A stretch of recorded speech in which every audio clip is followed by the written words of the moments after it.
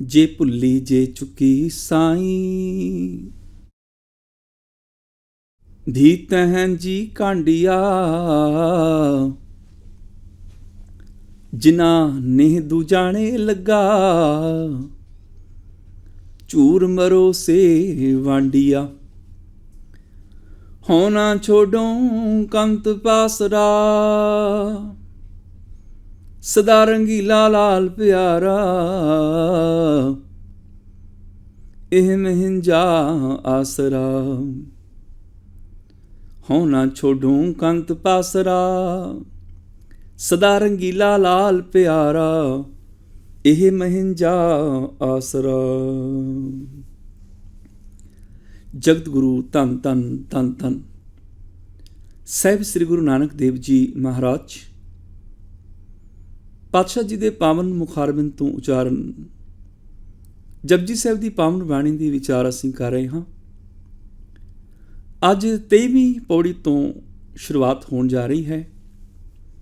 ਵਿਚਾਰ ਆਰੰਭ ਕਰਨ ਤੋਂ ਪਹਿਲਾਂ ਬਹੁਤ ਹੀ ਪਿਆਰ ਸਹਿਤ ਰਸ ਭਿੰਨੀ ਆਵਾਜ਼ ਵਿੱਚ ਫਤਿਹ ਬੁਲਾਓ ਜੀ। ਵਾਹਿਗੁਰੂ ਜੀ ਕਾ ਖਾਲਸਾ ਵਾਹਿਗੁਰੂ ਜੀ ਕੀ ਫਤਿਹ। ਸਤਿਗੁਰੂ ਗੁਰੂ ਨਾਨਕ ਸਾਹਿਬ ਜੀ ਨੇ ਮਨੁੱਖਤਾ ਦੇ ਸਾਹਮਣੇ ਇੱਕ ਜ਼ਿੰਦਗੀ ਦਾ ਮਨੋਰਥ ਰੱਖਿਆ। ਕਿਵੇਂ ਸਚਿਆਰਾ ਹੋਈ ਹੈ, ਕਿਵੇਂ ਕੂੜਾ ਟੁੱਟੇ ਪਾਲ। ਸਚਿਆਰ ਕਿਵੇਂ ਬਣੀ ਹੈ, ਝੂਠ ਦੀ ਦੀਵਾਰ ਕਿਵੇਂ ਟੁੱਟੇ। ਸਚਿਆਰ ਹੈ ਪ੍ਰਭੂ ਤੂੰ ਕਰਤਾ ਸਚਿਆਰ ਮੈਡਾ ਸਾਈਂ। ਭਾਵ ਰੱਬ ਵਰਗੇ ਕਿਵੇਂ ਹੋ ਜਾਈਏ, ਸਾਡੀ ਝੂਠ ਦੀ ਦੀਵਾਰ ਕਿਵੇਂ ਟੁੱਟ ਜਾਏ।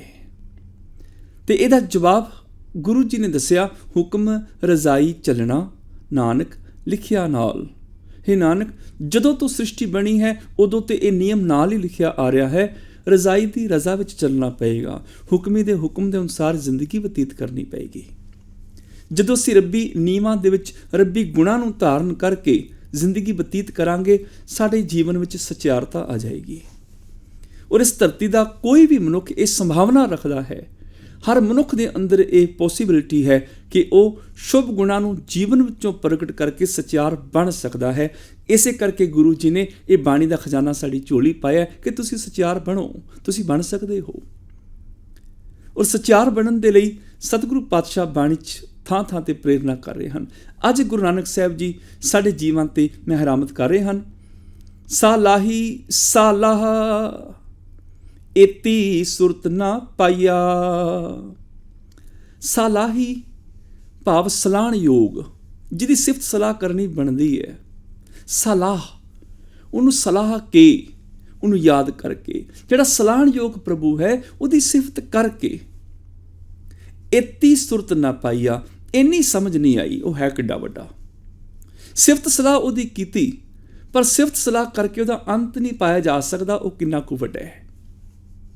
ਹੁਣ ਜੇ ਸਿਫਤ ਕਰਕੇ ਉਸ ਸਲਾਹਣਯੋਗ ਪ੍ਰਭੂ ਦੀ ਸਲਾਹ ਕਰਕੇ ਇੰਨੀ ਸਮਝ ਨਾ ਪਵੇ ਉਹ ਕਿੰਨਾ ਵੱਡਾ ਹੈ, ਫਿਰ ਅਸੀਂ ਉਹਦੀ ਸਿਫਤ ਸਲਾਹ ਕਰ ਹੀ ਕਿਉਂ ਰਹੇ ਹਾਂ, ਉਹਦੇ ਗੁਣਾਂ ਨੂੰ ਗਾ ਹੀ ਕਿਉਂ ਰਹੇ ਹਾਂ ਅਸੀਂ।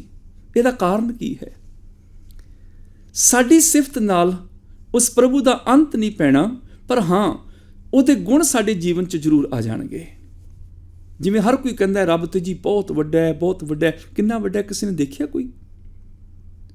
ਜੀ ਸਾਡੇ ਮਾਤਾ ਪਿਤਾ ਨੇ ਸਾਨੂੰ ਦੱਸਿਆ ਹੈ, ਸਾਡੇ ਗੁਰੂ ਜੀ ਨੇ ਸਾਨੂੰ ਦੱਸਿਆ ਰੱਬ ਬਹੁਤ ਵੱਡਾ ਹੈ। ਗੁਰੂ ਜੀ ਆਖਦੇ ਨੇ ਦੇਖਿਆ, ਸੁਣ ਵੱਡਾ ਆਖੇ ਸਭ ਕੋਈ। ਸੁਣ ਕੇ ਹਰ ਕੋਈ ਕਹਿ ਦਿੰਦਾ ਰੱਬ ਬਹੁਤ ਵੱਡਾ ਹੈ। ਕੇਵਟ ਵੱਡਾ ਡੀਠਾ ਹੋਏ, ਉਹ ਕਿੰਨਾ ਵੱਡਾ ਕਿਸੇ ਨੇ ਦੇਖਿਆ? ਕੀਮਤ ਪਾਏ ਨਾ ਕਹਿਆ ਜਾਏ, ਨਾ ਉਹਦੀ ਕੀਮਤ ਪੈ ਸਕਦੀ ਹੈ, ਨਾ ਉਹਦਾ ਅੰਤ ਪਾਇਆ ਜਾ ਸਕਦਾ ਹੈ। ਪਰ ਗੁਰੂ ਜੀ ਆਖਦੇ ਨੇ ਤਾਂ ਵੀ ਉਹਦੇ ਗੁਣਾਂ ਨੂੰ ਗਾਈ, ਕਿਉਂਕਿ ਕਹਿਣੇ ਵਾਲੇ ਤੇਰੇ ਰਹੇ ਸਮਾਈ। ਜਿਹੜੇ ਉਹਦੇ ਗੁਣਾਂ ਦਾ ਗਾਇਨ ਕਰਦੇ ਨੇ ਉਹਦਾ ਰੂਪ ਹੋ ਜਾਂਦੇ ਨੇ। ਸਤਿਗੁਰੂ ਜੀ ਨੇ ਅੱਗੇ ਇੱਕ ਉਦਾਹਰਨ ਦਿੱਤੀ, ਕਿਸ ਤਰ੍ਹਾਂ? ਨਦੀਆਂ ਅਤੈ ਵਾਹ ਭਵੇਂ ਸਮੁੰਦ ਨਾ ਜਾਣੀਐ। ਨਦੀਆਂ ਅਤੇ ਵਾਹ, ਵਾਹ ਦਾ ਇੱਥੇ ਅਰਥ ਹੈ ਵਹਿਣ, ਬਰਸਾਤੀ ਨਾਲੇ, ਬਰਸਾਤੀ ਦਰਿਆ। ਮੀਂਹ ਪੈਣ 'ਤੇ ਜਿਹੜੇ ਸੁੱਕੇ ਨਾਲੇ ਵਗ ਤੁਰਦੇ ਨੇ, ਨਦੀਆਂ ਮੈਨੇ ਦਰਿਆ ਜਿਹੜੇ ਵਗਦੇ ਨੇ। ਜਦੋਂ ਉਹ ਨਦੀਆਂ, ਉਹ ਦਰਿਆ ਭਵੇਂ ਸਮੁੰਦਰ 'ਚ ਜਾ ਪੈਂਦੇ ਨੇ, ਨਾ ਜਾਣੀਏ ਤਾਂ ਵੀ ਉਹ ਸਮੁੰਦਰ ਦਾ ਅੰਤ ਨਹੀਂ ਜਾਣ ਸਕਦੇ, ਨਾ ਜਾਣੀਏ ਤਾਂ ਵੀ ਉਹ ਵੱਖਰੇ ਨਹੀਂ ਜਾਣੇ ਜਾਂਦੇ, ਸਾਗਰ ਦਾ ਹੀ ਰੂਪ ਮੰਨੇ ਜਾਂਦੇ ਨੇ। ਜਦੋਂ ਕੋਈ ਦਰਿਆ ਕਿਸੇ ਸਾਗਰ ਦੇ ਚਰਨਾਂ ਨੂੰ ਛੂੰਹਦਾ ਹੈ, ਜਿੱਥੇ ਉਹਨੇ ਚਰਨਾਂ ਨੂੰ ਛੋਇਆ ਉੱਥੇ ਉਹਦੀ ਹੋਂਦ ਮਿਟ ਗਈ, ਸਾਗਰ ਰਹਿ ਗਿਆ। ਸਤਲੁਜ ਸਮੁੰਦਰ ਵਿੱਚ ਜਾ ਕੇ ਮਿਲਿਆ, ਬਿਆਸ ਸਮੁੰਦਰ ਵਿੱਚ ਜਾ ਕੇ ਮਿਲਿਆ, ਰਾਵੀ, ਚਨਾਹ, ਜੇਹਲਮ, ਘੱਗਰ, ਬ੍ਰਹਮਪੁੱਤਰ, ਨੀਲ, ਥੇਮਸ, ਇਹ ਵੱਡੇ ਵੱਡੇ ਦਰਿਆ ਸਾਗਰ ਵਿੱਚ ਜਾ ਮਿਲੇ। ਪਰ ਕਦੀ ਕਿਸੇ ਨੇ ਕਿਹਾ ਕਿ ਸਮੁੰਦਰ ਵਿੱਚ ਦੇਖੋ ਜੀ ਆਹ ਸਤਲੁਜ ਵਗ ਰਿਹਾ ਹੈ, ਸਮੁੰਦਰ ਦੇ ਵਿੱਚ ਆਹ ਬਿਆਸ ਦਰਿਆ ਵੀ ਵਗ ਰਿਹਾ ਹੈ, ਨਾਲ ਰਾਵੀ ਦਰਿਆ ਵੀ ਵਗ ਰਿਹਾ ਹੈ। ਨਹੀਂ, ਜਿੱਥੇ ਦਰਿਆ ਨੇ ਸਾਗਰ ਦੇ ਚਰਨਾਂ ਨੂੰ ਛੂਹਿਆ ਉੱਥੇ ਦਰਿਆ ਦੀ ਹੋਂਦ ਮਿਟ ਗਈ, ਉੱਥੇ ਸਾਗਰ ਹੀ ਰਹਿ ਗਿਆ। ਉਹ ਸਤਲੁਜ, ਉਹ ਬਿਆਸ, ਉਹ ਰਾਵੀ ਸਮੁੰਦਰ ਦਾ ਰੂਪ ਹੋ ਗਏ। ਨਦੀਆਂ ਅਤੇ ਵਾਹ ਭਾਵੇਂ ਸਮੁੰਦ ਨਾ ਜਾਣੀਐ, ਵੱਖਰੇ ਨਹੀਂ ਫਿਰ ਜਾਣੇ ਜਾਂਦੇ, ਸਾਗਰ ਹੀ ਹੋ ਜਾਂਦੇ ਨੇ। ਨਦੀਆਂ ਤੇ ਬਰਸਾਤੀ ਵਹਿਣ ਜਦੋਂ ਸਾਗਰ ਵਿੱਚ ਮਿਲ ਜਾਂਦੇ ਨੇ, ਉਹ ਸਾਗਰ ਦਾ ਅੰਤ ਨਹੀਂ ਪਾ ਸਕਦੇ। ਕਦੀ ਕਿਸੇ ਸਤਲੁਜ ਨੇ ਆ ਕੇ ਦੱਸਿਆ ਨਹੀਂ ਕਿ ਸਮੁੰਦਰ ਇੰਨਾ ਵੱਡਾ ਚੌੜਾ ਹੈ, ਇੰਨਾ ਡੂੰਘਾ ਹੈ, ਇੰਨੀਆਂ ਉਹਦੀਆਂ ਹੱਦਾਂ ਨੇ। ਕਦੀ ਕਿਸੇ ਹੋਰ ਦਰਿਆ ਬਿਆਸ, ਰਾਵੀ, ਚਨਾਹ, ਜੇਹਲਮ ਨੇ ਕਦੀ ਨਹੀਂ ਆ ਕੇ ਦੱਸਿਆ ਸਮੁੰਦਰ ਇੰਨਾ ਵੱਡਾ ਹੈ। ਉਹ ਅੰਤ ਨਹੀਂ ਪਾ ਸਕਦੇ ਸਾਗਰ ਦਾ। ਹਾਂ, ਸਾਗਰ ਦਾ ਰੂਪ ਜ਼ਰੂਰ ਹੋ ਜਾਂਦੇ ਨੇ। ਨਦੀਆਂ ਅਤੇ ਵਾਹ ਭਾਵੇਂ ਸਮੁੰਦ ਨਾ ਜਾਣੀਐ, ਸਮੁੰਦਰ ਵਿੱਚ ਮਿਲ ਜਾਂਦੇ ਨੇ, ਪਰ ਸਮੁੰਦਰ ਦਾ ਅੰਤ ਨਹੀਂ ਦੱਸ ਸਕਦੇ ਸਾਗਰ ਕਿੰਨਾ ਕੁ ਵੱਡਾ ਹੈ। ਉਦਾਹਰਨ ਦੇ ਤੌਰ ਤੇ ਤੁਸੀਂ ਸਮੁੰਦਰ ਵਿੱਚ ਉਂਗਲ ਦੇ ਨਾਲ ਪਾਣੀ ਬਾਹਰ ਕੱਢੋ, ਤੁਹਾਡੀ ਉਂਗਲ ਦੇ ਉੱਪਰ ਸਮੁੰਦਰ ਦੇ ਪਾਣੀ ਦੀ ਇੱਕ ਬੂੰਦ ਲੱਗ ਜਾਏਗੀ।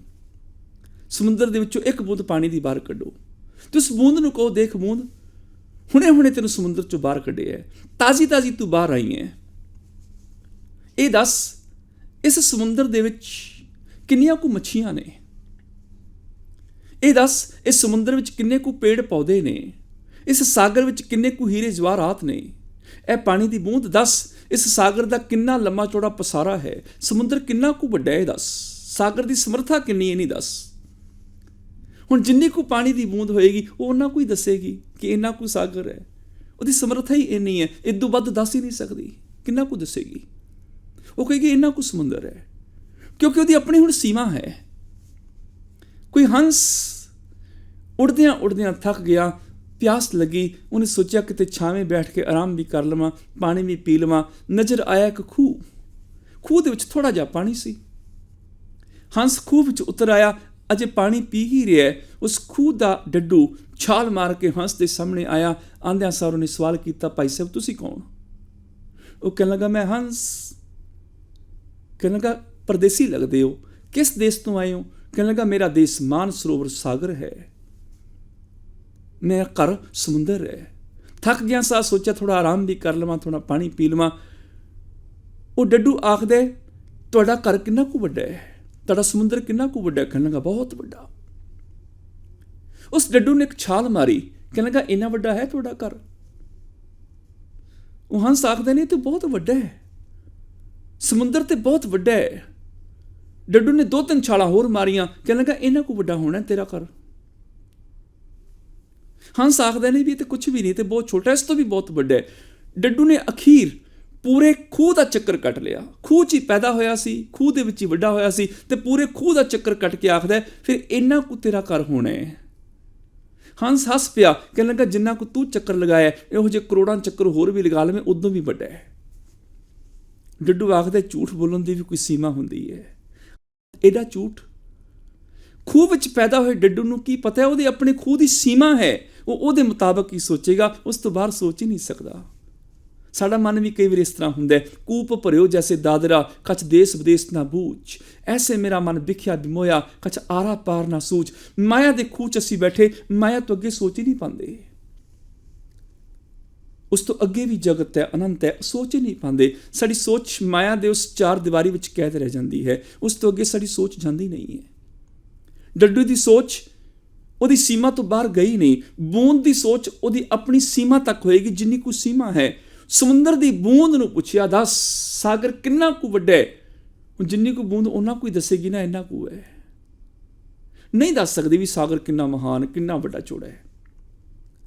ਹੁਣ ਉਸ ਬੂੰਦ ਨੂੰ ਸਮੁੰਦਰ 'ਚ ਸੁੱਟ ਦਿਓ, ਸਮੁੰਦਰ 'ਚ ਬੂੰਦ ਮਿਲ ਗਈ। ਹੁਣ ਉਸ ਬੂੰਦ ਨੂੰ ਆਵਾਜ਼ ਮਾਰੋ, ਦੱਸ ਬੂੰਦ, ਹੁਣ ਤੇ ਤੂੰ ਸਾਗਰ 'ਚ ਚਲੀ ਗਈ ਆ, ਹੁਣ ਦੱਸ ਸਮੁੰਦਰ ਕਿੰਨਾ ਕੁ ਵੱਡਾ ਹੈ? ਤੇ ਬੂੰਦ ਦਾ ਕੋਈ ਜਵਾਬ ਨਹੀਂ ਆਏਗਾ, ਉਹ ਤੇ ਮਿਟ ਗਈ, ਸਾਗਰ ਹੀ ਰਹਿ ਗਿਆ। ਕਿਵੇਂ ਦੱਸੇਗੀ, ਕਿਵੇਂ ਬਾਹਰ ਆ ਕੇ ਕਹਿਣ ਆਏਗੀ ਸਮੁੰਦਰ ਕਿੰਨਾ ਕੁ ਵੱਡਾ ਹੈ? ਉਹ ਤੇ ਖੁਦ ਸਾਗਰ ਹੀ ਹੋ ਗਈ। ਜਦੋਂ ਕੋਈ ਰੱਬੀ ਗੁਣਾਂ ਦਾ ਗਾਇਨ ਕਰਦਾ ਹੈ, ਉਹਦੇ ਗੁਣਾਂ ਦਾ ਤੇ ਅੰਤ ਨਹੀਂ ਪਾ ਸਕਦਾ, ਪਰ ਉਹਦੇ ਗੁਣਾਂ ਦਾ ਰੂਪ ਹੋ ਜਾਂਦਾ ਹੈ। ਜੇ ਰੱਬ ਨਿਰਵੈਰ ਹੈ ਤਾਂ ਉਹ ਨਿਰਵੈਰ ਹੋ ਜਾਂਦਾ ਹੈ। ਜੇ ਰੱਬ ਨਿਰਭਉ ਹੈ, ਉਹਦੀ ਜ਼ਿੰਦਗੀ ਨਿਰਭਉ ਹੋ ਜਾਂਦੀ ਹੈ। ਰੱਬ ਬਖਸ਼ਿੰਦ ਹੈ, ਉਹ ਬਖਸ਼ਿੰਦ ਬਣ ਜਾਂਦਾ ਹੈ।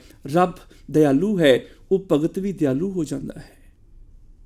ਚਮੜੀ ਦਾ ਫਰਕ ਨਾ ਸਮਝਿਓ, ਜਿਨ੍ਹਾਂ ਨਾ ਵਿਸਰਿਆ ਰਾਮ ਸੇ ਕਨੇਹਿਆ, ਭੇਦ ਨਾ ਜਾਣੋ ਮੂਲ ਸਾਈਂ ਜਿਹਾ।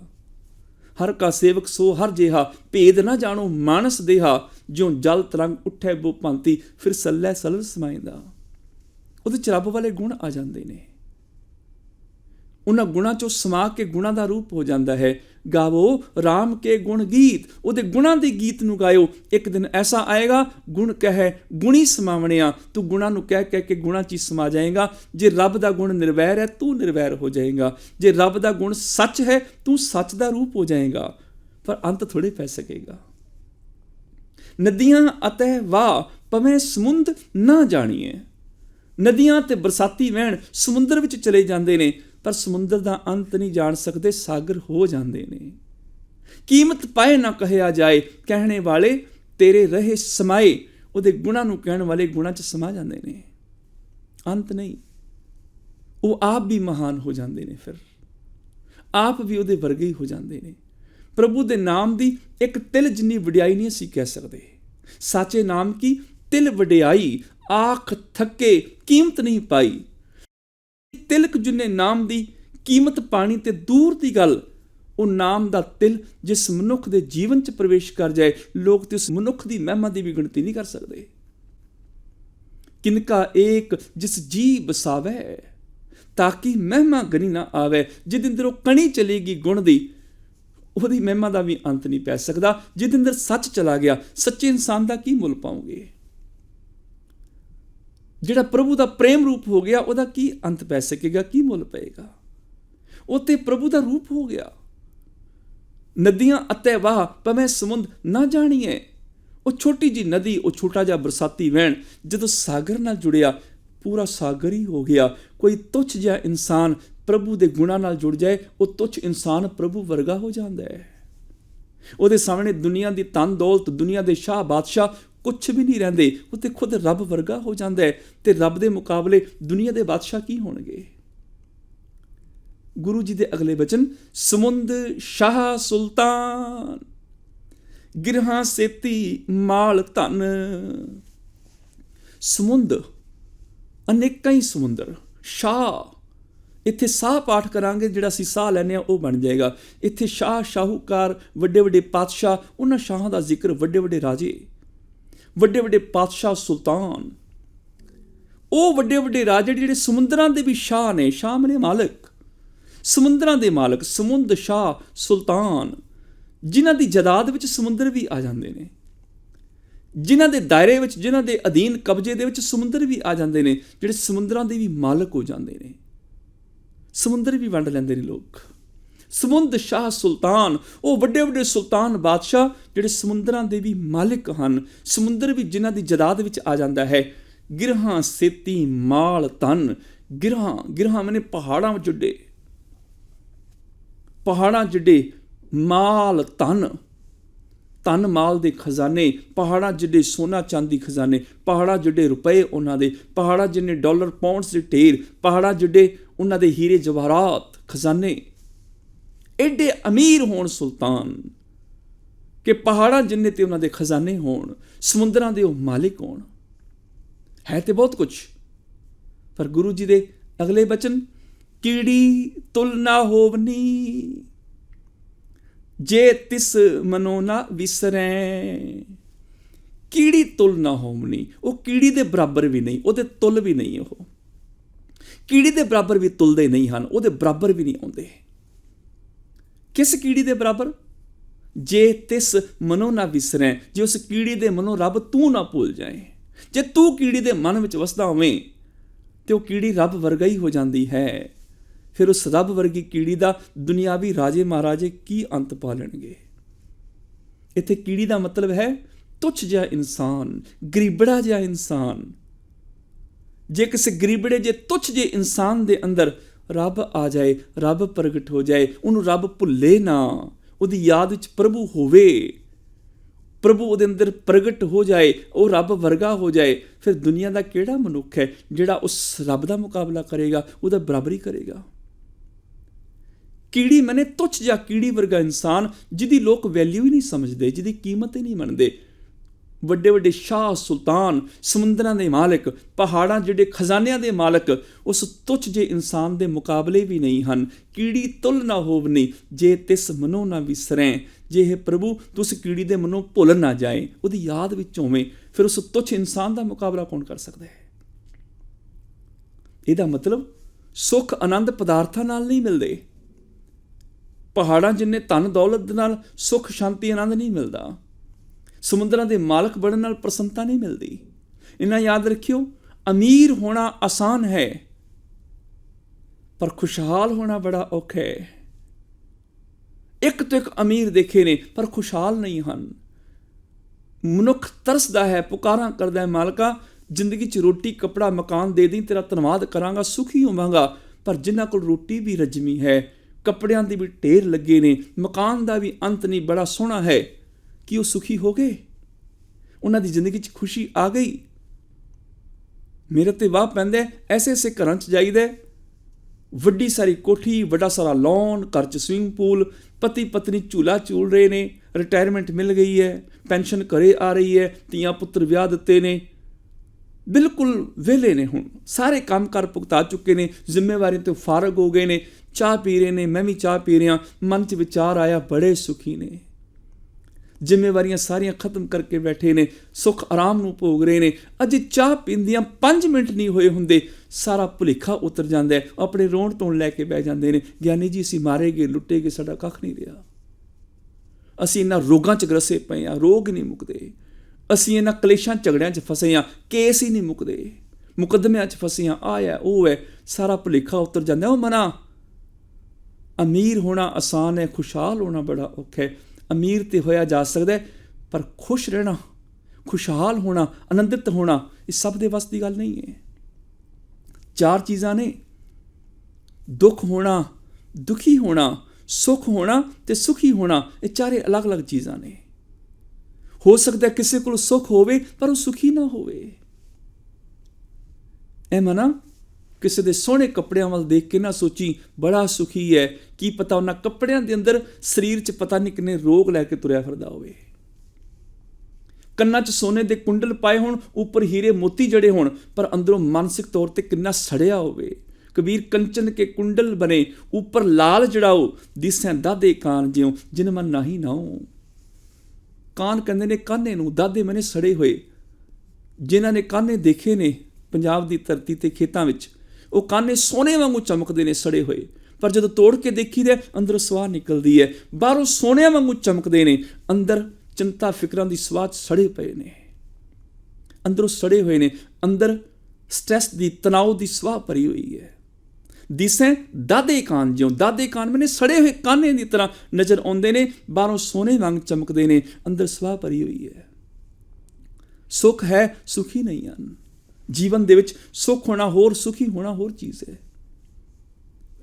ਕੋਈ ਆਦਮੀ ਝੌਂਪੜੀ ਵਿੱਚ ਟੁੱਟੇ ਹੋਏ ਮੰਜੇ ਉੱਪਰ ਪਿਆ ਹੋਇਆ, ਪੇਟ ਉਹਦਾ ਭੁੱਖਿਆ, ਕੱਪੜੇ ਉਹਦੇ ਫਟੇ ਨੇ, ਉਹਨੇ ਰੱਬ ਨੂੰ ਸ਼ਿਕਾਇਤ ਕੀਤੀ, ਰੱਬਾ ਤੂੰ ਦਿੱਤਾ ਹੀ ਕੀ ਮੈਨੂੰ, ਗਰੀਬੀ ਭੋਗ ਰਿਹਾ, ਦੁੱਖਾਂ 'ਚ ਘੁਲਦਾ ਫਿਰਦਾ ਵਾਂ, ਜੀਵਨ ਦਿੱਤਾ ਸੀ, ਅਮੀਰੀ ਵੀ ਦਿੰਦਾ। ਆਵਾਜ਼ ਆਈ, ਜਿਹੜਾ ਵੀ ਇਸ ਪਿੰਡ ਵਿੱਚ ਕੋਈ ਦੁਖੀ ਹੈ, ਉਹ ਆਪਣੇ ਦੁੱਖ ਦੀ ਪੰਡ ਬੰਨ੍ਹ ਕੇ ਨਦੀ ਦੇ ਕਿਨਾਰੇ ਸੁੱਟ ਆਏ, ਤੇ ਨਦੀ ਦੇ ਕਿਨਾਰੇ ਖਲੋ ਕੇ ਆਪਣੀ ਕਲਪਨਾ ਦੀ ਪੰਡ ਵਿੱਚ, ਆਪਣੀ ਇਮੈਜੀਨੇਸ਼ਨ ਦੇ ਵਿੱਚ ਸੁੱਖਾਂ ਨੂੰ ਬੰਨ੍ਹ ਕੇ ਕਰ ਲਿਆਵੇ। ਕੱਲ ਸਵੇਰ ਸੂਰਜ ਦੀ ਪਹਿਲੀ ਕਿਰਨ ਦੇ ਨਾਲ ਉਹਦੀ ਇੱਛਾ ਪੂਰੀ ਹੋ ਜਾਏਗੀ। ਇਹਨੇ ਆਵਾਜ਼ ਸੁਣੀ, ਛਾਲ ਮਾਰ ਕੇ ਟੁੱਟੀ ਹੋਈ ਮੰਜੀ ਤੋਂ ਖੜਾ ਹੋਇਆ, ਹੈਂ ਪਿੰਡ ਵਿੱਚ ਮੇਰੇ ਤੋਂ ਬਿਨਾਂ ਦੁਖੀ ਕੌਣ ਹੈ? ਮੈਂ ਹੀ ਤੇ ਇਕੱਲਾ ਦੁਖੀ ਹਾਂ, ਸਾਰਾ ਪਿੰਡ ਤੇ ਸੁਖੀ ਹੈ। ਮੈਂ ਦੁੱਖਾਂ ਦੀ ਪੰਡ ਸੁੱਟ ਆਨਾ ਵਾਂ ਨਦੀ ਦੇ ਕਿਨਾਰੇ, ਸੁੱਖ ਬਣ ਕੇ ਲੈ ਕੇ ਆਵਾਂਗਾ, ਆਪਣੀ ਕਲਪਨਾ ਵਿੱਚ ਸੋਚ ਕੇ ਆਵਾਂਗਾ, ਆਹ ਸੁੱਖ ਚਾਹੀਦੇ ਨੇ। ਆਪਣੇ ਦੁੱਖਾਂ ਦੀ ਪੰਡ ਚੁੱਕੀ ਕਲਪਨਾ ਦੇ ਵਿੱਚ ਉੱਠ ਕੇ ਦੌੜਿਆ ਬਾਹਰ ਵੱਲ ਨੂੰ। ਕੀ ਦੇਖਿਆ? ਇਹਦਾ ਗਵਾਂਢੀ ਇਹਦੇ ਤੋਂ ਅੱਗੇ ਅੱਗੇ ਦੌੜ ਰਿਹਾ ਹੈ, ਉਹਨੇ ਵੀ ਸਿਰ ਤੇ ਪੰਡ ਚੁੱਕੀ ਹੋਈ ਹੈ। ਇਹ ਵੀ ਦੁਖੀ? ਮੈਂ ਤਾਂ ਸੋਚਿਆ ਸੀ ਮੇਰਾ ਗਵਾਂਢੀ ਬਹੁਤ ਸੁਖੀ ਹੈ। ਇੰਨਾ ਦੁਖੀ, ਏਡੀ ਵੱਡੀ ਪੰਡ ਦੁੱਖਾਂ ਦੀ। ਉਹਨੇ ਧਿਆਨ ਨਾਲ ਦੇਖਿਆ, ਗੁਆਂਢੀ ਦੇ ਅੱਗੇ ਅੱਗੇ ਪਿੰਡ ਦਾ ਜਿਹੜਾ ਵੈਦ ਹੈ ਉਹ ਦੌੜਿਆ ਜਾਂਦਾ ਹੈ। ਵੈਦ, ਇਹ ਤੇ ਲੋਕਾਂ ਦੇ ਦੁੱਖ ਦੂਰ ਕਰਦਾ ਹੈ, ਇਹ ਵੀ ਦੁਖੀ, ਇਹਨੇ ਵੀ ਪੰਡ ਚੁੱਕੀ ਹੋਈ। ਉਸ ਵੈਦ ਦੇ ਅੱਗੇ ਪੁਜਾਰੀ ਦੌੜਿਆ ਜਾਂਦਾ ਹੈ, ਇਹ ਪਿੰਡ ਦਾ ਪੁਜਾਰੀ, ਦੁਨੀਆ ਦੇ ਦੁੱਖ ਦੂਰ ਕਰਨ ਦਾ ਦਾਅਵਾ ਕਰਨ ਵਾਲਾ, ਇਹਨੇ ਵੀ ਵੱਡੀ ਸਾਰੀ ਦੁੱਖਾਂ ਦੀ ਪੰਡ ਚੁੱਕੀ ਹੋਈ ਹੈ, ਇਹ ਵੀ ਦੁਖੀ ਹੈ। ਮੈਂ ਤਾਂ ਸੋਚਿਆ ਸੀ ਪੁਜਾਰੀ ਬੜਾ ਸੁਖੀ ਹੈ। ਉਸ ਪੁਜਾਰੀ ਦੇ ਅੱਗੇ ਅੱਗੇ ਪਿੰਡ ਦਾ ਮੁਖੀਆ, ਸਰਪੰਚ, ਉਹਨੇ ਵੀ ਵੱਡੀ ਸਾਰੀ ਦੁੱਖਾਂ ਦੀ ਪੰਡ ਚੁੱਕੀ ਦੌੜਿਆ ਜਾ ਰਿਹਾ ਹੈ। ਇਹ ਤੇ ਪਿੰਡ ਦਾ ਮਾਲਿਕ, ਇਹ ਵੀ ਦੁਖੀ। ਦੁੱਖ ਵਿੱਚ ਜੰਮਣ, ਦੁੱਖ ਮਰਨ, ਦੁੱਖ ਵਰਤਣ ਸੰਸਾਰ, ਦੁੱਖ ਦੁੱਖ ਅੱਗੇ ਆਖੀਆਂ ਕਿਸ ਪੈ ਕਰੇ ਪੁਕਾਰ, ਦੁੱਖ ਕੀਆਂ ਪੰਡਾਂ ਖੁੱਲੀਆਂ ਸੁੱਖ ਨਾ ਨਿਕਲਿਓ ਕੋਏ, ਦੁੱਖ ਵਿੱਚ ਜਿਉ ਜਲਾਇਆ ਦੁਖੀਆ ਚਲਿਆ ਰੋਏ। ਦੁੱਖਾਂ ਦੀਆਂ ਪੰਡਾਂ ਸਾਰੇ ਚੁੱਕੀ ਫਿਰਦੇ ਨੇ। ਇਹਨੇ ਆਪਣੀ ਕਲਪਨਾ ਦੀ ਬੰਨੀ ਪੰਡ ਦੁੱਖਾਂ ਦੀ ਸੁੱਟੀ, ਆਪਣੀ ਕਲਪਨਾ ਦੀ ਪੰਡ ਵਿੱਚ 5 ਸੁੱਖ ਬੰਨ ਲਏ। ਮਾਲਕਾ, ਮੇਰੀ 2 ਮੰਜ਼ਲਾ ਕੋਠੀ ਹੋਵੇ, 4 ਲੱਖ ਰੁਪਇਆ ਕੈਸ਼ ਹੋਵੇ, ਮੇਰੇ ਘਰ ਵਿੱਚ ਸਵਿਮਿੰਗ ਪੂਲ ਹੋਵੇ, ਮੇਰੇ ਘਰ ਦੇ ਵਿੱਚ ਵੱਡਾ ਸਾਰਾ ਲੌਨ ਹੋਵੇ, ਮੇਰੇ ਕੋਲ ਇੱਕ ਨਵੀਂ ਨਕੋਰ ਗੱਡੀ ਹੋਵੇ। ਇਹਨੇ ਆਪਣੀ ਕਲਪਨਾ ਦੀ ਪੰਡ ਵਿੱਚ 5 ਸੁੱਖ ਬੰਨ ਲਏ। ਘਰ ਆਇਆ, ਉਸ ਟੁੱਟੀ ਹੋਈ ਮੰਜੀ ਤੇ ਲੇਟ ਗਿਆ, ਨੀਂਦ ਆ ਗਈ। ਸਵੇਰ ਹੋਈ, ਸੂਰਜ ਚੜਿਆ, ਅੱਖ ਖੁੱਲੀ, ਕੀ ਦੇਖਦਾ ਹੈ? 2 ਮੰਜ਼ਲਾ ਆਲੀਸ਼ਾਨ ਕੋਠੀ 'ਚ ਪਿਆ ਹੋਇਆ ਹੈ। ਹੈਰਾਨ ਹੋਇਆ, ਤਰਪਕ ਕੇ ਉੱਠਿਆ, ਆਪਣੇ ਆਪ ਨੂੰ ਚੂੰਡੀ ਵੱਢ ਕੇ ਦੇਖਿਆ, ਕਿਤੇ ਸੁਪਨਾ ਹੀ ਤੇ ਨਹੀਂ, ਸੱਚ ਹੈ। ਛਾਲ ਮਾਰ ਕੇ ਖੜਾ ਹੋਇਆ, ਕੀ ਦੇਖਿਆ? ਟੇਬਲ ਦੇ ਉੱਪਰ 4 ਲੱਖ ਰੁਪਇਆ ਕੈਸ਼ ਪਿਆ ਹੋਇਆ ਹੈ। ਵਾਹ ਮਾਲਕਾ, ਮੇਰੀਆਂ 2 ਇੱਛਾਵਾਂ ਪੂਰੀਆਂ ਹੋ ਗਈਆਂ। ਖੁਸ਼ੀ 'ਚ ਉੱਠ ਕੇ ਨੱਚਣਾ ਸ਼ੁਰੂ ਕਰ ਦਿੱਤਾ। ਬਾਹਰ ਨੂੰ ਦੌੜਿਆ, ਕੀ ਦੇਖਦਾ? ਵੱਡਾ ਸਾਰਾ ਲੌਨ, ਵੱਡਾ ਸਾਰਾ ਸਵਿਮਿੰਗ ਪੂਲ। ਖੁਸ਼ ਹੋ ਗਿਆ, ਵਾਹ ਮੇਰੀਆਂ 4 ਕਲਪਨਾਵਾਂ ਸਾਕਾਰ ਹੋ ਗਈਆਂ, ਮੈਂ ਕਿੰਨਾ ਸੁਖੀ ਹਾਂ। ਗੇਟ ਵੱਲ ਨਜ਼ਰ ਮਾਰੀ, ਮੇਨ ਗੇਟ ਦੇ ਅੰਦਰ ਨਵੀਂ ਨਕੋਰ ਕਾਰ ਖੜੀ ਹੋਈ ਹੈ। 5 ਇੱਛਾਵਾਂ ਪੂਰੀਆਂ ਹੋ ਗਈਆਂ। ਅੱਖਾਂ 'ਚ ਆਂਸੂ ਆ ਗਏ। ਮਾਲਕਾ, ਅੱਜ ਤੋਂ ਬਾਅਦ ਮੈਂ ਕਦੀ ਸ਼ਿਕਾਇਤ ਨਹੀਂ ਕਰਾਂਗਾ, ਮੈਂ ਦੁਖੀ ਹਾਂ। ਸਭ ਕੁਝ ਦੇ ਦਿੱਤਾ, ਭੋਜਨ, ਖਾਣ ਪੀਣ, ਪਦਾਰਥ, ਜ਼ਿੰਦਗੀ ਦੀਆਂ ਸਾਰੀਆਂ ਲੋੜਾਂ ਪੂਰੀਆਂ ਕਰ ਦਿੱਤੀਆਂ। ਅੱਜ ਇਸ ਦੁਨੀਆ ਦਾ ਸਭ ਤੋਂ ਸੁਖੀ ਇਨਸਾਨ ਮੈਂ ਹਾਂ। ਖੁਸ਼ੀ ਵਿੱਚ ਨੱਚਣ ਲੱਗ ਪਿਆ, ਨਾਲ ਨਾਲ ਸ਼ੁਕਰ ਕਰ ਰਿਹਾ, ਰੋ ਰਿਹਾ, ਮਾਲਕਾ ਮੈਂ ਸੱਚਮੁੱਚ ਦੁਨੀਆ ਦਾ ਸਭ ਤੋਂ ਸੁਖੀ ਇਨਸਾਨ ਹਾਂ। ਅੱਜ ਮੈਨੂੰ ਕਿਸੇ ਚੀਜ਼ ਦੀ ਕਮੀ ਨਹੀਂ, ਸਾਰੀਆਂ ਲੋੜਾਂ ਤੋਂ ਮੇਰੀਆਂ ਪੂਰੀਆਂ ਕਰ ਦਿੱਤੀਆਂ। ਖੁਸ਼ੀ ਵਿੱਚ ਨੱਚਦਿਆਂ ਨੱਚਦਿਆਂ ਮਨ 'ਚ ਵਿਚਾਰ ਆਈ, ਇਹ ਖਬਰ ਗੁਆਂਢੀ ਨੂੰ ਵੀ ਦੇ ਆਵਾਂ। ਉੱਠ ਕੇ ਗੁਆਂਢ ਵੱਲ ਨੂੰ ਦੌੜਿਆ, ਕੀ ਦੇਖਦਾ? ਗੁਆਂਢੀ ਦੇ ਗੇਟ 'ਚ 2 ਨਵੀਆਂ ਨਕੋਰ ਖੜੀਆਂ। ਮੱਥੇ ਤੇ ਹੱਥ ਮਾਰਿਆ, ਓਹੋ ਮੈਂ 1 ਕਾਰ ਮੰਗੀ ਨੇ 2 ਮੰਗ ਲਈਆਂ। ਗੁਆਂਢੀ ਦੇ ਘਰ ਵੱਲ ਨਜ਼ਰ ਪਈ, 4 ਮੰਜ਼ਲਾ ਕੋਠੀ, ਓਹੋ ਮੈਂ 2 ਮੰਜ਼ਲਾ ਮੰਗੀਆਂ ਨੇ 4 ਮੰਜ਼ਲਾ ਮੰਗ ਲਈਆਂ। ਮੈਂ 4 ਲੱਖ ਮੰਗਿਆ ਨੇ, ਜ਼ਰੂਰ 8 ਲੱਖ ਮੰਗਿਆ ਹੋਏਗਾ, 4 ਕਦਮ ਮੇਰੇ ਤੋਂ ਅੱਗੇ ਹੀ ਇਹ। ਉਸੇ ਪਲ ਦੁਖੀ ਹੋ ਗਿਆ।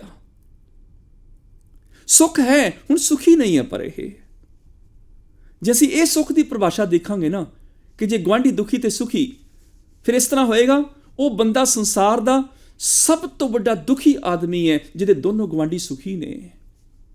ਤੇ ਸੁਖੀ ਕੌਣ ਹੈ? ਉਹ ਬੰਦਾ ਸੰਸਾਰ ਦਾ ਸਭ ਤੋਂ ਸੁਖੀ ਇਨਸਾਨ ਹੈ ਜਿਹਦੇ ਦੋਨੋਂ ਗੁਆਂਢੀ ਦੁਖੀ ਨੇ। ਫਿਰ ਇਹੀ ਪਰਿਭਾਸ਼ਾ ਦੇਣੀ ਪਏਗੀ ਨਾ, ਸੁੱਖ ਹੈ ਪਰ ਸੁਖੀ ਨਹੀਂ ਹਨ। ਇਹ ਵੀ ਹੋ ਸਕਦਾ ਦੁੱਖ ਹੋਵੇ ਪਰ ਦੁਖੀ ਕੋਈ ਨਾ ਹੋਵੇ। ਮੀਰ ਮੰਨੂ ਦੀ ਕੈਦ ਵਿੱਚ ਸਿੱਖ ਬੀਬੀਆਂ ਨੇ, ਉਹਨਾਂ ਤੇ ਜ਼ੁਲਮ ਕੀਤਾ ਜਾ ਰਿਹਾ ਹੈ। ਅੱਧੀ ਰੋਟੀ, 1 ਪਾਣੀ ਦਾ ਪਿਆਲਾ ਸਾਰਾ ਦਿਨ ਮਿਲਦਾ ਹੈ। ਅੰਤਾਂ ਦੀ ਗਰਮੀ 'ਚ 1.25 ਮਣ ਦਾਣੇ ਰੋਜ਼ ਪੀਸਣੇ ਪੈਂਦੇ ਨੇ। ਕੋਈ ਮਾਤਾ ਰੁਕ ਜਾਂਦੀ ਹੈ, ਬੈਂਤ ਪੈਂਦੇ ਨੇ, ਚਾਬੁਕ ਮਾਰਿਆ ਜਾਂਦਾ ਹੈ, ਪਿੱਠ ਦੀ ਚਮੜੀ ਉਧੜ ਜਾਂਦੀ, ਖੂਨ ਹੋ ਜਾਂਦਾ ਹੈ। ਪਰ ਉਹ ਅਰਦਾਸ ਕਰਦੀਆਂ ਨੇ ਸ਼ਾਮ ਨੂੰ, ਤੇਰੇ ਪਾਣੀ 'ਚ ਸਾਡਾ 4 ਪੈਰ ਦਿਨ ਬੜੇ ਸੁੱਖ ਦਾ ਬਤੀਤ ਹੋਇਆ ਹੈ। ਪਹਿਰੇਦਾਰਾਂ ਨੇ ਸੁਣਿਆ, ਉਹਨੇ ਖਬਰ ਅੱਗੇ ਪਹੁੰਚਾ ਦਿੱਤੀ। ਮੀਰ ਮੰਨੂ ਆਖਦਾ, ਮੈਂ ਦੁਖੀ ਕਰਾਂਗਾ, ਬਜ਼ੁਰਗ ਔਰਤਾਂ ਦੀਆਂ ਛਾਤੀਆਂ ਤੇ ਪੱਥਰ ਧਰ ਦਿਓ, ਉਹ ਤੜਫ ਕੇ ਮਰਨਗੀਆਂ, ਬਾਕੀ ਦੁਖੀ ਹੋ ਜਾਣਗੀਆਂ। ਬਜ਼ੁਰਗ ਔਰਤਾਂ ਦੀਆਂ ਛਾਤੀਆਂ ਤੇ ਪੱਥਰ ਰੱਖੇ, ਪਸਲੀਆਂ ਸਾਰਾ ਦਿਨ ਕੜਕਦੀਆਂ ਰਹੀਆਂ। ਉਹ ਬਜ਼ੁਰਗ ਔਰਤਾਂ ਇੱਕ ਇੱਕ ਕਰਕੇ ਦਮ ਤੋੜਦੀਆਂ ਗਈਆਂ। ਜਿਹੜੀਆਂ ਨੌਜਵਾਨ ਬੈਠੀਆਂ ਹੋਈਆਂ ਨੇ, ਉਹਨਾਂ ਸ਼ਾਮ ਫਿਰ ਅਰਦਾਸ ਕੀਤੀ, ਮਾਲਕਾ ਤੇਰੇ ਪਾਣੀ 'ਚ ਸਾਡਾ 4 ਪੈਰ ਦਿਨ ਬੜੇ ਸੁੱਖ ਦਾ ਬਤੀਤ ਹੋਇਆ ਹੈ। ਪਹਿਰੇਦਾਰ ਨੇ ਫਿਰ ਖਬਰ ਪਹੁੰਚਾਈ, ਤੂੰ ਦੁਖੀ ਨਹੀਂ ਕਰ ਸਕਿਆ, ਦੁੱਖ ਬੜਾ ਪਰ ਦੁਖੀ ਨਹੀਂ ਕਰ ਸਕਿਆ। ਅਗਲੇ ਦਿਨ ਮੀਰ ਮੰਨੂ ਆਪ ਆਇਆ, ਉਹਨਾਂ ਬੱਚਿਆਂ ਨੂੰ ਖੋਹ ਕੇ ਅਸਮਾਨ 'ਚ ਉਛਾਲਿਆ, ਥੱਲੇ ਨੇਜ਼ੇ ਰੱਖ ਕੇ ਉਹਨਾਂ ਬੱਚਿਆਂ ਨੂੰ ਨੇਜ਼ਿਆਂ 'ਚ ਪਰੋਇਆ, ਤੜਫਦਿਆਂ ਨੂੰ ਕੱਢ ਕੇ ਤਲਵਾਰ ਨਾਲ ਟੁਕੜੇ ਕਰਕੇ ਹਾਰ ਬਣਾਏ। ਉਹਨਾਂ ਨੂੰ ਕਿਹਾ, ਤੁਸੀਂ ਗੁਰੂ ਗੋਬਿੰਦ ਸਿੰਘ ਦੀ ਧੀਆਂ ਹੋ? ਉਹਨਾਂ ਕਿਹਾ, ਹਾਂ। ਕਲਗੀਧਰ ਦੀਆਂ ਬੱਚੀਆਂ ਵਾਂ। ਉਹਨਾਂ ਜ਼ਾਲਮਾਂ ਕਹਿਣਾ, ਸਿਰ ਅੱਗੇ ਕਰੋ, ਸਨਮਾਨ ਕਰੀਏ।